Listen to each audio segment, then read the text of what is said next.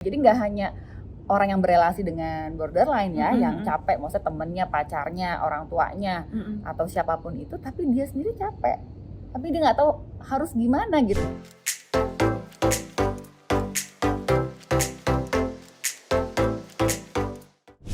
Hai Z-Friends, welcome to Z-Class. Nah, kalau misalnya di YouTube Zoya Amirin pasti udah tahu kalau Z-Class itu adalah edukasi isinya. Bukan hanya seks edukasi, tapi segala sesuatu yang berhubungan dengan love, sex, and intimate relationship. Nah, kali ini aku sedang bersama dengan Dr. Vivi. Kami saling menculik masing-masing. Nah, Dr. Vivi ini adalah psikiater gitu ya. Saya hari ini sedang menjadi moderator di hari HANI ya, Hari Anti Narkoba Nasional 2023. Nah, kebetulan ini adalah pembicara ya waktu saya jadi moderatornya, dan saya lagi ngeliat dong CV-nya Dr. Vivi, you know Z-Friends. Dr. Vivi itu bilang ternyata di CV-nya itu adalah dia punya komunitas borderline. Wah, borderline personality disorder. Ada banyak kesalahpahaman tentang borderline, dibilang drama, nggak jelas ininya kayak apa. Nah, sebagai orang yang punya komunitas, dan saya akan join di komunitas ini tentunya gitu. Dan bagi mereka-mereka untuk memahami lebih jauh apa sih borderline personality disorder, apa yang saya ketahui ketika saya misalnya ada ciri-ciri ini gitu, saya mau ke mental health professional misalnya gitu, terus atau wah ternyata saya mencintai orang yang borderline, what should we do? Oke, kita kupas sedikit ya di sini di Z-Class kali ini bersama dengan Dr. Vivi. So dok, please perkenalkan diri ya, nama lengkapnya siapa dok? Nama sayangnya Dr. Vivi gitu ya, psikiater di mana, praktek di mana aja dok. Jadi kalau misalnya setelah konten ini ada yang mau reaching out ke Dr. Vivi, tahu lah harus menghubungi di mana dan gimana. Silakan dok. Thank you banget Mbak Zoya, saya senang banget nih bisa ketemu Mbak Zoya ya di acara Panel ini ya. ya, satu Kita panel. kompak lagi bajunya lah. Kompak nggak janjian ya, seru banget, sehati ya. Saya senang banget bisa diajak untuk ngobrol-ngobrol nih di konten YouTube-nya Mbak Zoya. Salam kenal semuanya. Nama lengkap saya Zulfia Oktanida Syarif. Saya biasa dipanggil Vivi. Saya seorang psikiater, dokter spesialis kedokteran jiwa. Saat ini saya prakteknya di RSUD Tarakan Jakarta, di RSPI Pondok Indah, sama ada di Apotek Tomang Raya. Ini Pondok Indah kan, bukan yang Bintaro. Pondok Indah kan juga ada ya? Ada juga. Ini yang Pondok Indah. Deket nih, anak Deket Jaksel, ya, anak Jaksel ya. Saya kalau mau gangguin ke sana, jadi saya nggak coba gangguin Dokter Aswin sekarang, Oh, sama iya, Dokter Vivi boleh, juga boleh. di RSPI. Boleh. Gitu. Terus kenapa sih dok? Pertama mungkin saya mesti tanya dulu gitu ya. Kenapa ada komunitas tentang borderline, which is ini banyak oleh para mental health professional seperti kita itu banyak di-ignore, dan masyarakat itu banyak memberikan stigma. Kenapa malah seorang Dokter Vivi mau ngebangun komunitas tentang borderline sih? Sebetulnya ini berangkat dari komunitasnya justru. Justru. Jadi dari teman-teman yang terdiagnosis borderline personality disorder, kemudian mereka saling reaching out ya satu sama lain, dan mereka menginisiasi terbentuknya perkumpulan ini, komunitas borderline personality disorder Indonesia atau KBPDI. Nah, terus kemudian mereka meminta ada beberapa psikiater dan psikolog sebagai advisernya, gitu, supaya lebih terarah ya, gitu ya, kumpul-kumpulnya terarah, artinya memang ada organisasinya, kemudian ada kegiatannya. Serius ada ya dok? Keren ya? Keren gitu. Jadi ini sebetulnya berangkatnya dari komunitas, dari para survivornya, dan mereka ingin bisa on track sehingga mereka juga mengajak psikiater dan psikolog untuk jadi advisor, untuk bisa ngebantu mereka lah, nge-guide gitu ya, ini kegiatannya seperti apa. Karena memang ya challengingnya karena ini juga teman-teman yang memang BPD, yang borderline, tentunya ada dinamika juga dalam kelompok itu gitu Mbak Zoya ya. Jadi nggak mungkin nggak lah. Betul, sehingga memang mereka juga butuh gitu ya orang di luar komunitas BPD itu yang bisa ngebantu lah, memanage gitu ya, mengarahkan, nge-guide gitu. Oh, that's interesting. Buat teman-teman yang mungkin belum tahu, ya kita dengerin dulu ya, sebenarnya apa sih diagnosis dari BPD. Jadi sekali lagi, karena aku pernah nih dok, aku bilang bahwa kita punya buku suci gitu, terus saya diomelin, enak aja buku suci itu cuma Alkitab, Al-Quran ini. Tapi kami maksudnya buku suci itu bahwa kami tuh tidak boleh main mendiagnosis berdasarkan perasaan. Nggak boleh. Kita tuh ada namanya DSM saat ini yang kelima, udah ada TR kalau nggak salah sekarang, belum H khatam, yang 5 udah ada TR nih ya. Jadi ada namanya DSM, Diagnostic Statistical Manual for Mental Disorder. Di situ ada diagnosis gitu. Salah satu diagnosisnya adalah bipolar personality disorder atau gangguan kepribadian borderline gitu ya. Sebenarnya apa sih gangguan kepribadian borderline itu, Dok? Silakan. Jadi borderline personality disorder adalah suatu gangguan kepribadian. Jadi masuk dalam kelompok gangguan kepribadian yang mana gangguannya itu merupakan gangguan pada kepribadian individu. Kan kalau kita lihat beberapa gangguan klinis, misalnya kita tahu depresi atau bipolar atau anxiety disorder, itu ada simptom-simptom yang biasanya ada kriteria waktunya gitu, ada periode waktunya. Sedangkan kalau pada personality disorder ini memang yang terganggu adalah kepribadiannya. Taunya dari mana kepribadiannya terganggu? Dengan adanya satu pola pikiran, perasaan dan perilaku yang menetap, yang sifatnya tuh mendalam ya, pervasif dan berlangsung lama. Biasanya dari remaja tuh, dari remaja udah mulai ada simptomnya, sudah mulai ada gitu. Dan berlangsung sepanjang kehidupan. Artinya ketika dewasa makin jelas gejala-gejalanya dan berlangsung memang melekat pada diri orang tersebut. Karena memang kan kepribadian yang terganggu gitu ya. Nah, setiap kepribadian, setiap gangguan kepribadian tuh punya gejala-gejala sendiri kan, Mbak Zoya. Tapi tentunya rekan-rekan yang menyimak jangan self diagnosis gitu ya. Nanti tahu nih ciri-cirinya nih kayaknya gue deh gitu kan. Saya tuh suka takut loh bener kalau misalnya nanya sama-sama teman-teman seprofesi gitu, kalau kayak gitu saya suka langsung disclaimer. Ya kita memberikan ini bukan supaya ternyata aku kayak begitu, please jangan. Gitu, karena seringkali oke, kamu apa? Saya punya borderline. Gitu. Siapa yang mendiagnosis? Enggak, saya lihat di komputer, saya ngeliat di internet. Saya langsung aduh, please jangan ya. Jangan ya. Lakukan itu. Jadi ini lebih untuk recognize edukasi aja, ya, recognize. Teman-teman bisa mengenali, mendeteksi mungkin gitu ya. Ada kemungkinan nih saya atau orang terdekat saya punya gejala-gejala ini gitu ya. Jadi bukan untuk mendiagnosis. Nah, memang pada orang dengan borderline ini itu ada gejala-gejala antara lain rasa takut terhadap pengabaian gitu, fear of abandonment ya, takut diabaikan, takut di-neglect. Itu merupakan satu core issue ya, atau isu utamanya tuh pada orang dengan borderline. Dampaknya apa? Ketika berelasi mereka tuh bisa kayak punya approach yang berbeda gitu. Di satu momen mereka bisa sangat mengidealisasi, idolain banget nih Mbak Zoya gitu ya, lu baik banget gitu. Tapi nanti di other times kalau ketakutannya juga muncul pada saat dia suka banget, sayang banget gitu ya. Akhirnya malah mendevaluasi. Kamu jahat, kamu nggak sayang aku gitu. Kamu pokoknya yang jelek-jelek lah gitu. Sehingga memang membingungkan gitu kalau berelasi sama orang dengan yang saya ingat ada satu buku ya, bagus banget, dia bilang begini, Dok, katanya kalau seorang yang borderline personality disorder ini adalah mereka yang istilahnya nih ya, kalau ada slogannya mereka itu yang I hate you, don't leave me. Ya kan? Membingungkan sekali. Aku benci sama kamu, tapi jangan tinggalin gue ya, gitu kan ya. Iya, atau benar. Ada yang gini, aduh gue sayang sama lu, tapi jangan deket-deket sama gue. Ya, gitu. Betul, jadi mereka sendiri juga susah karena mereka berkonflikting gitu. Kalau yang pengalaman aku ya, Dok, nih koreksi aja kalau aku salah. Ada banyak yang gini, semakin dia sayang sama orang, ini baik laki-laki ataupun perempuan ya, semakin dia sayang, semakin justru dia mekanisme pertahanan dirinya itu makin tinggi. Karena dia sayang sama orang, ketakutannya dia juga makin besar, sehingga dia merasa oke, daripada karena dia punya fear of abandonment tadi, takut ditinggalkan. Jadi seringkali makin dia cinta sama orang, makin dia aku tinggalin duluan ya. Yes. Ya, mendingan gue yang ghosting deh. Gue yang ghosting daripada gue di ghosting. Karena itu menimbulkan banyak sekali hal, tapi mereka juga kalut gitu. Aduh, gimana ya, ini orang baik, nih orang nggak ada masalahnya apa-apa. Sayang, dua-duanya sayang, reciprocal, timbal balik gitu. Tapi justru malah gue ghosting duluan deh, karena lebih ketakutannya terlalu besar dibandingkan rasa cintanya. Kira-kira gitu ya, Dok ya? Iya, betul. Dan mereka they cannot help it gitu. Walaupun tahu bahwa orang ini baik, orang ini oke gitu ya. Ini adalah orang yang semua kriterianya yang aku cari ada gitu sama aman, dia, dan aman happy, gitu. Ya.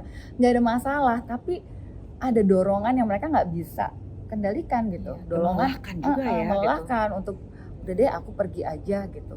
Karena sebetulnya untuk membuka diri itu terlalu vulnerable ya buat orang borderline. Karena berarti ada risiko kalau aku udah attach sama orang ini, sudah membuka diri, menyerahkan diriku gitu ya. Kalau dia meninggalkan aku, mengkhianati aku akan lebih, aku nggak bisa mendefinisikan diriku, aku Ya. akan jatuh, aku akan Yes. hancur berkeping-keping gitu. Dan itu adalah belief yang dipercaya oleh mereka-mereka yang borderline. Iya, Nah kalau betul. di bahasa DSM-nya nih dok ya, DSM-nya itu kan serius banget dibilangnya bahwa Iya. borderline itu adalah batasan antara psikotik dan neurotik Neurotik. gitu. Itu artinya apa sih? Yang psikotik itu kayak apa? Ya. Bahasa awamnya neurotik itu yang kayak apa dok?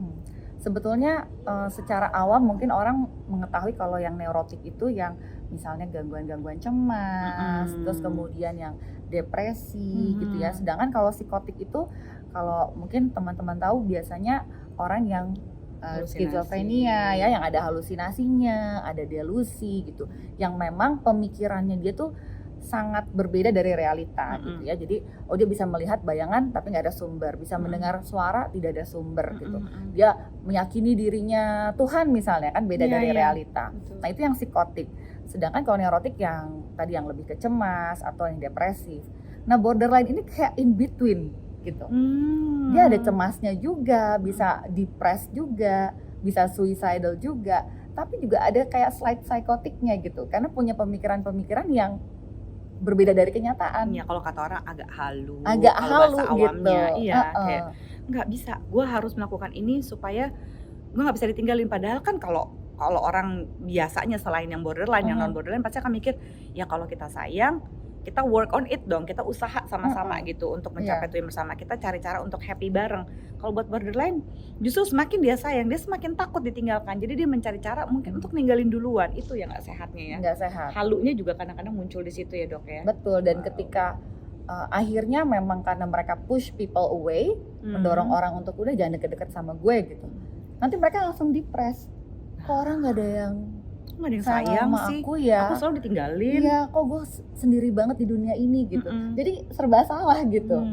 Dideketin mereka akan push people Mereka juga away. capek ya dok. Capek, mereka pun capek. Jadi nggak hanya orang yang berelasi dengan borderline ya, yang capek, maksudnya temennya, pacarnya, orang tuanya, atau siapapun itu, tapi dia sendiri capek. Tapi dia nggak tahu harus gimana gitu. Itu kayak automatic proses aja di dalam dirinya. Autopilot behavior atau Yes. misalnya cara penanganannya yang ya otomatis aja, saya taunya begini cara menanganinya, udah nggak tahu cara lain Betul. gitu. Dan mereka kan juga impulsif. Oh iya. Salah satu trait-nya kan Ya. impulsif. Jadi bisa dibilang melakukan sesuatu tanpa berpikir panjang. Terutama dalam relasi ya. Dalam relasi Dalam sangat urusan impulsif. cinta dan seks Nah, biasanya. betul. Maunya buru-buru aja. Betul. Oh, udah kayak gini. Butuh pembuktian banyak sekali. Mm-mm. Saya mesti buktiin saya disayang. Berarti kalau misalnya disayang seksnya harus enak. Kalau misalnya disayang dia harusnya nembak saya dengan cara begini. Dia harusnya nggak ninggalin saya apapun yang saya lakukan. Nah itu kan adalah konsep-konsep yang agak sedikit halu gitu ya. Iya, betul, Kita betul. nggak boleh kayak gitu. Nah itu batasannya sih sebenarnya gitu antara si psikotik dan neurotiknya seorang yang borderline gitu. Nah kalau yang saya tahu kalau kayak bipolar gitu ya, misalnya itu kan ada obat-obatan psikofarmakologi gitu ya. Nah kalau misalnya borderline kan tidak ada specifically, misalnya kalau apa mau dikasih apa antidepresan, not necessarily, kecuali dia memang ada percobaan bunuh diri, self mutilating dan sebagainya. Tapi kalau misalnya dia benar-benar didiagnose bipolar tanpa didiagnose borderline, tapi dia tidak ada bipolarnya, jadi tidak ada ya obat-obatan mungkin seperti Freemania and so on and so forth, tidak ada depresi, tidak ada ini itu gitu. Kira-kira seperti apa nih dia mesti menghadapi hidupnya gitu ya, how coping dengan diagnosa ini gitu, untuk gimana ya saya cara menghadapinya gitu, kira-kira mesti ngapain sih dok gitu kalau bisa diusulkan bagi mereka-mereka yang kayaknya tuh saya deh gitu ya. Pertama tentunya please pergi ke medical professional ya, pergi ke psikiater, ya pergi ke psikolog gitu, itu penting banget untuk diagnosa itu. Kedua prosesnya kira-kira singkatnya tuh bisa apa aja sih dok? Sebetulnya setelah seseorang itu berkonsultasi ya dengan mental health professional, psikolog atau psikiater, artinya udah confirm nih, ini Iya, adalah confirm. udah terkonfirmasi, Bukan oke, dikonfirm, borderline. bukan dikonfirm oleh Mbah Google. Iya, bukan Mbak Dia Google borderline ya. ya. Tapi memang sudah terkonfirmasi oleh psikolog atau psikiater. Tentunya ada next step-nya. Berarti kan perlu proses terapi Iya, sebetulnya. betul. Nah, treatment of choice-nya adalah psikoterapi Iya. kalau borderline gitu. Ada satu yang memang ditujukan untuk borderline itu adalah DBT ya, dialectical behavioral therapy. Itu kayak turunan dari CBT, turunan Iya, dari betul. cognitive behavioral therapy. Jadi memang di situ akan ditargetkan bagaimana caranya untuk bisa emotional regulation, meregulasi emosi, kan itu juga jadi problem pada orang borderline ya.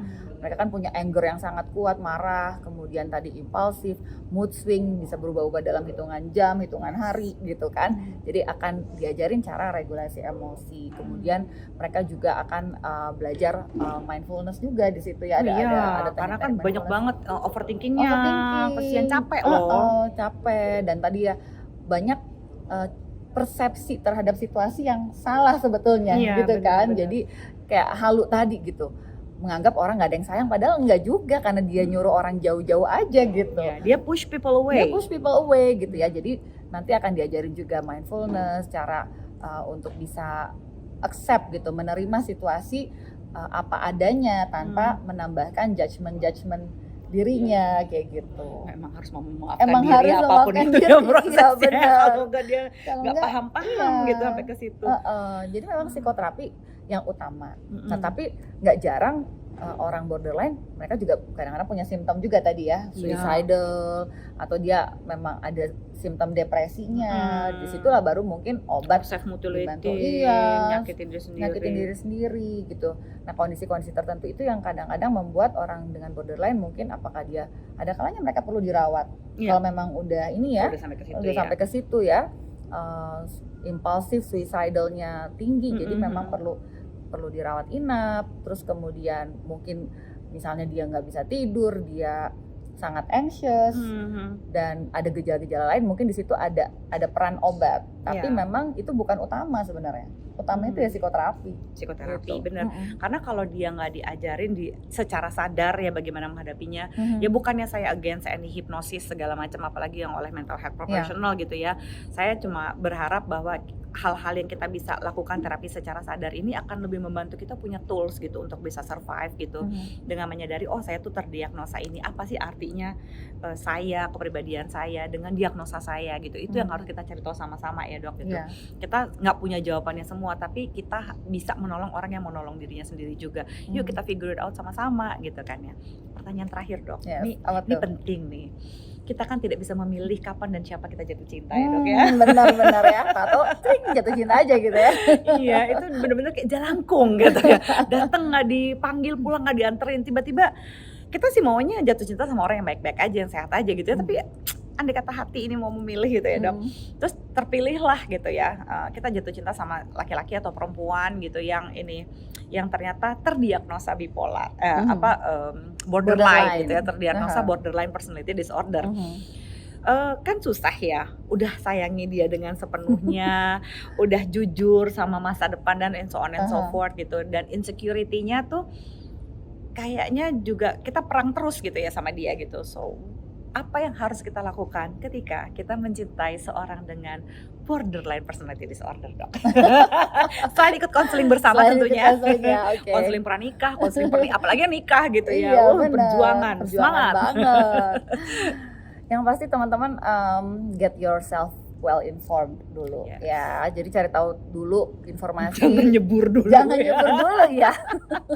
Maksudnya ini yang gue hadapi apa nih gitu kan. Jadi ini apa sih nih gitu. Oke, cari tahu tentang borderline personality disorder dari sumber-sumber terpercaya, dari sumber yang valid tentunya. Jadi ada gambaran gitu bahwa yang dihadapi ini pasanganku ini, oh ternyata kemarin dia tuh tiba-tiba mengamuk atau marah-marah. Kepicunya apa? Kepicunya karena aku pergi nggak bilang-bilang misalnya gitu, nggak pamit ya kan, as simple as that gitu. Cuma pergi. Buat kita sepele, tapi buat dia tuh waduh huge deal gitu kan. Betul. Coba nyembunyiin ini dari gue, padahal buat kita, apaan sih kamu drama banget, no. Kita mesti tahu dulu gitu, harus apa tahu pemicunya dulu, dia. Karena kalau kita sudah terinformasi, kita tahu sebagai pasangan jadi nggak gampang baper. Karena kita nggak take it personally. Iya, kita nggak take it personally gitu. Karena kita tahu, oh oke, ini simptomnya dia nih yang muncul, gitu. Ini simptom dia yang mendominasi perilakunya. Sehingga aku nggak perlu menanggapi dengan emosi, dengan emosional gitu. Ya, atau nggak, kenapa sih lu nyalahin gua terus? Iya. Kadang-kadang ini bukan tentang kita. Iya. Ini tentang dia memproyeksi ketakutannya dia. Jangan GR juga ya, bukan tentang kita gitu. Jadi kita juga nggak capek, kita nggak baper gitu ya. Karena kalau nggak kita kan merasa, lo kok nyalain gue sih? Gitu. Padahal ada apa gitu. Padahal memang karena ketakutannya, karena insecuritiesnya, sehingga dia akan berusaha untuk tadi memproyeksi, melemparkan rasa cemas, marah, takutnya dia itu gitu ke orang sekitar ya, terutama kepada pasangannya gitu kan. Jadi kita jangan baper ketika menjadi katakanlah pelampiasan ya emosinya. Tapi memang nggak mudah sih, pastinya ya. Oh my god, itu paling panjang. Dan juga jangan berusaha untuk menjadi psikolog atau psikiaternya pasangan Anda. Betul, ya. betul. Kita aja misalnya ya gitu, kita nggak tahu, misalnya kita ya gitu, sekali lagi kita jatuh cinta, kita baru ketahuan oh ternyata udah jadian, udah ini gitu, ternyata dia memiliki ini ya borderline. Iya, kita bener-bener nggak bisa juga masuk terlalu dalam gitu. Kita mesti membiarkan dia untuk membuat pilihan itu gitu sebagai seorang dewasa gitu, karena ya in a healthy happy relationship kita harus memilih untuk berproses berdua, untuk adjustment, bukan cuma kompromi ya. Kalau kompromi kita capek banget sih friends. Betul capek tiring, ya kan. Dan yang memang perlu dipahami adalah tadi mereka ada kecenderungan yang to push people away. Jadi memang sebagai pasangan perlu tahu tuh kapan dia butuh space, tapi kapan walaupun dia udah kamu jangan deket-deket, ya kita tetap boundaries ya dok ya. Boundariesnya tuh memang masih jelas, harus jelas boundariesnya. Gitu. Jadi kita bisa setting boundaries kali berdua sama pasangan kita ya. If you are in love gitu ya, kebetulan kamu jatuh cinta dengan seorang yang dengan borderline gitu, termasuk juga ketika kamu tahu kamu borderline dan kamu ingin menjalin relasi dengan orang lain, kamu bisa kasih pengertian. Kalau aku udah mulai ngeyel gitu ya, misalnya gue udah mulai kumat nih gitu ya, try to push you away, boleh nggak grounded me gitu ya, sadarin aku dengan tanya, kamu butuh space, kalau butuh space ngomong aja, jangan langsung nyuruh aku pergi, mutusin aku dan ini. Jadi bisa nggak kayak begitu, kamu maunya apa gitu, itu juga bisa membantu supaya kita juga nggak jadi sangsaknya dia juga kan, jadi sangsak emotion kan? Juga kan gitu ya, terus kita jadi capek gitu. Jadi kasih boundaries, if you need time, kalau kamu lagi sedih, kamu mau proses boleh gitu, tapi juga kasih tahu bahwa kamu juga harus punya me time sendiri ya, gitu. Kamu harus bilang kalau aku lagi sendiri, aku lagi kecapean, which is kamu boleh banget untuk capek ya. Jangan lupa. Boleh gitu. capek. Boleh capek, boleh istirahat. It's okay not to feeling really okay gitu ya. Dan ketika kamu take space juga kasih sama dia, aku mau make space sendiri ya gitu. Karena kadang-kadang yang borderline juga bisa cranky. Kenapa kamu mau ninggalin aku? Kenapa kamu butuh space dari aku? Ya karena kan manusiawi, dari awal kan kita udah bikin perjanjian gitu. Jadi ingetin lagi, ngebantu dia gitu seperti itu. Ada message terakhir buat mereka gitu ya, buat bagi mereka yang pertama kalau ngerasa ini ciri-ciri aku banget, please temui mental health professional ya. Bisa ada Dr. Vivi, sekali lagi itu bisa ada di RS Pondok Indah gitu, atau di Tarakan, RSUD Tarakan gitu ya, bisa ke sana gitu. Terus juga ada psikoterapinya, harus dijalankan. Nah, pesan-pesan buat mereka yang mencintai yang bipolar ini, terus mereka borderline, ketukar dulu gue. Jadi mereka mencintai yang borderline sama mereka yang merasa saya terdiagnosa borderline, apa yang harus saya lakukan in the happy healthy relationship? Silakan dok. Buat teman-teman semua yang menyaksikan dan merasa kayaknya ini ciri-cirinya ada pada diri saya atau orang terdekat saya, jangan ragu untuk konsultasi ke psikolog atau ke psikiater ya, karena itu akan sangat membantu. Langkah-langkah apa yang perlu dilakukan kalau memang itu terdiagnosis borderline personality disorder. Terus kemudian bagi keluarga atau pasangan memang akan lelah untuk berinteraksi dengan orang borderline, tapi tahu nggak gimana biar nggak lelah? Get them to treatment gitu, get them to therapy gitu. Ajak mereka untuk terapi, karena itu akan sangat mengurangi kelelahan pasangan dan ya kan keluarganya gitu. Caregiver capek kan, gitu. dan nggak apa-apa go to therapy. Betul. Jadi pastikan mereka, yuk kamu jalanin terapi, kalau perlu aku dampingin, aku maksudnya ingetin, reminding, oh ini jadwalnya ketemu psikolog, psikiater gitu. Ingatkan mereka untuk stay on treatment karena itu akan sangat ngebantu mengurangi pressure yang ada pada pasangan atau keluarga, dan itu akan ngebantu relationship-nya tentunya ya. Definitely. Karena orang borderline yang akhirnya getting better, dia lebih adaptif personality-nya, tentunya berinteraksi komunikasi sama pasangan juga akan lebih enak gitu. Dapat skill kalau misalnya Yes. psikoterapi ya kan, kita akan ngasih skill, akan bikin cara bernegosiasi, karena tanpa borderline aja kita juga punya masalah dalam relationship. Kalau nggak kita ngelaku. Iya benar ya, semua pasti punya masalah gitu. Bohong deh kalau orang hidup nggak punya masalah, kayaknya udah metong di sebelah sana ya kan. Nah, karena Benar, semua orang hidup punya masalah, yuk kita tambahin skill kita untuk berrelasi dengan sehat, untuk berrelasi dengan bahagia gitu, untuk berproses sama-sama gitu. Karena sekali lagi kita nggak bisa milih jatuh cinta sama siapa, jadi untuk ini yuk pahami, kenali gitu ya, supaya bisa dicari solusinya. Thank you ya Dok. Thank you, sama-sama. Ditembak bikin konten begini nih. Iya, kita bikin konten seru. Lagi bener-bener bajunya kompak lagi, gue udah makanya. sehati. Sehati banget. Thank you ya. Jadi jangan lupa boleh dicek Instagramnya apa Dok? Instagramnya, TikTok, mungkin YouTube gitu. Silakan Dok. Oke, buat para Z-Friends buat Z-Friends boleh sama-sama follow, Z. Iya, sama-sama Z. Boleh follow IG saya, IG-nya @dr.vivisyarif, VIVISYARIF. Kalau YouTube-nya juga ada Vivi Syarif, sama TikTok-nya juga sama Dokter Vivi Syarif. Ya gitu. Jadi untuk segala sesuatu tentang mental health gitu ya dari psikiater, silahkan di follow tadi Instagramnya ya, semua ada di bawah sini. Thank you Z-Friends. Thank you Z-Friends, bye.